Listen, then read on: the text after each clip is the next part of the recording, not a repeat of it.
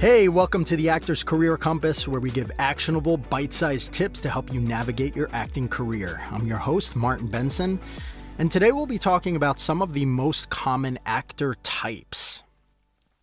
So first off, one of the big confusions out there is the difference between type and archetype.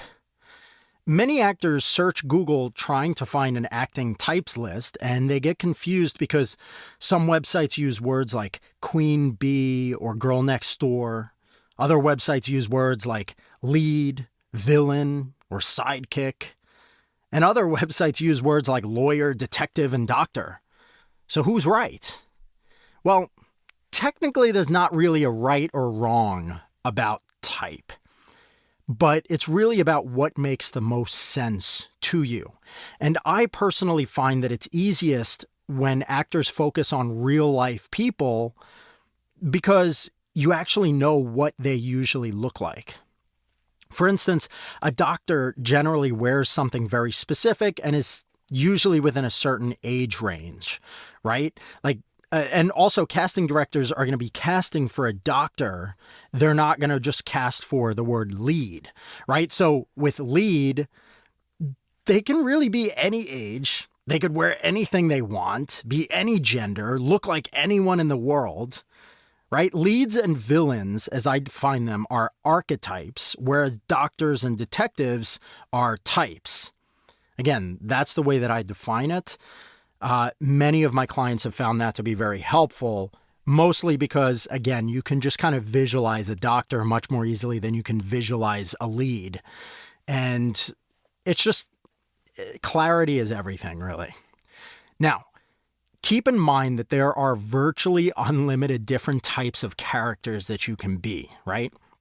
You can be a professional, or you can go more specific and be a finance expert or an accountant.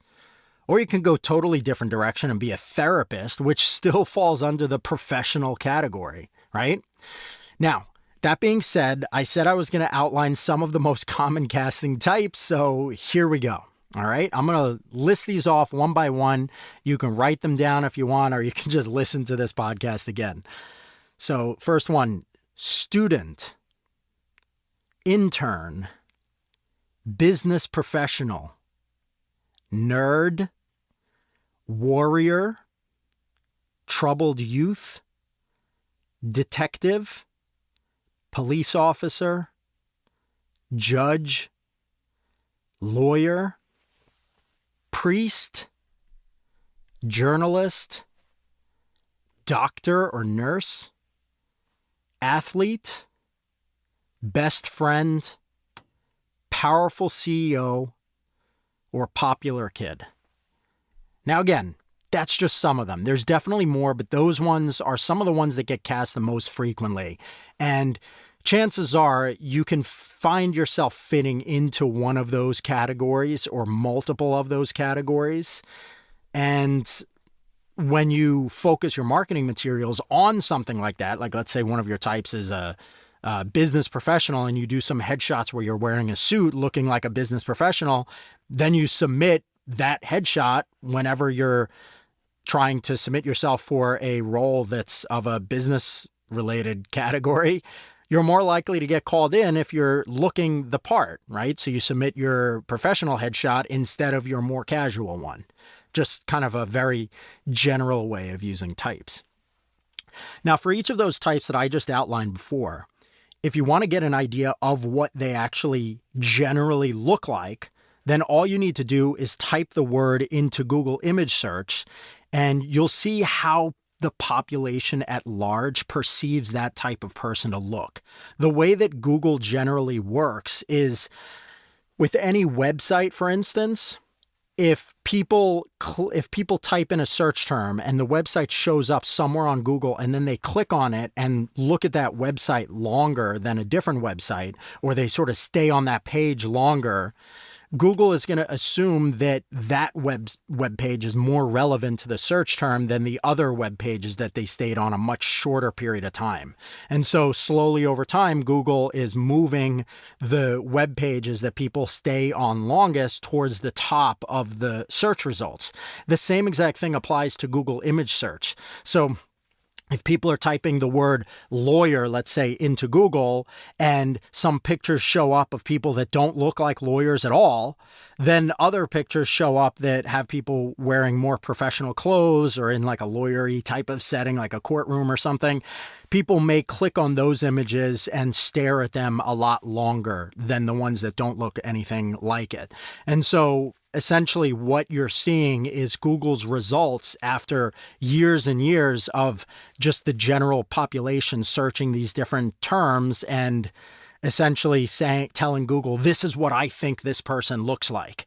So that's why the Google image search technique, or I call it the GIST, G-I-S-T method for short, is so beneficial because it gives you a realistic sense of what people in general think the character should look like, right? So again, let's say you type lawyer into Google. Chances are you're going to see a lot of people wearing business suits and looking very professional, right?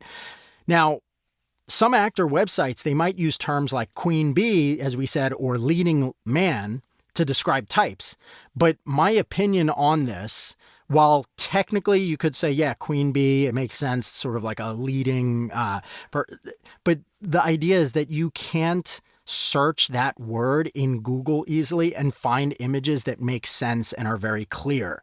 So if you don't understand what the word means 100%, like popular person, if you type popular kid into Google, you're going to see pictures that actually make sense. Where if you type like queen bee or leading man, whatever, into Google, you're going to see, let's say for queen bee, you're going to actually see pictures of bees. Like bees and bee nests and stuff. So that doesn't make sense. And then for leading man, if you type it in, you just see people of all different age ranges and wearing different clothes and everything. So it's kind of difficult to get a sense of what that type of person should look like. And because of that, that's why I generally don't recommend using those words. It's much better to use words that you can search and see it and be like, okay, I know what that is. If you're not clear on what it looks like, how are you ever going to be able to target your marketing materials to focus on it so you get more of those kinds of roles, right? Now, before we wrap, let me tell you briefly about our headshot packages for actors. We have 2 locations in Manhattan and northern New Jersey currently, and we specialize in helping actors figure out what character types they can play best, or if they already know, we figure out how to best capture them in highly professional actor headshots. So if you're looking to update your marketing materials based on type, or even if you just generally need a new set of headshots, just check out cityheadshots.com. That is CITY. And then the word headshots with an S. So cityheadshots.com, and you can see our pricing and packages right there on the website. And you can either email us if you have questions, or you can just schedule a shoot online using our online booking system. Now, before I go, let me leave you with this. Even if you disagree with the idea of type and putting yourself into specific categories, you need to be aware that the industry is already doing this to you. So the more that you try to play everything, the more people will make their own judgments about how you should be cast, and the less likely you'll have any control over it. That's why I recommend that you decide on the types that you most enjoy playing, and you actively work to focus your marketing materials on those so that you can take control of your career and play the roles that you most enjoy playing. So that's pretty much it for today. Thank you for listening.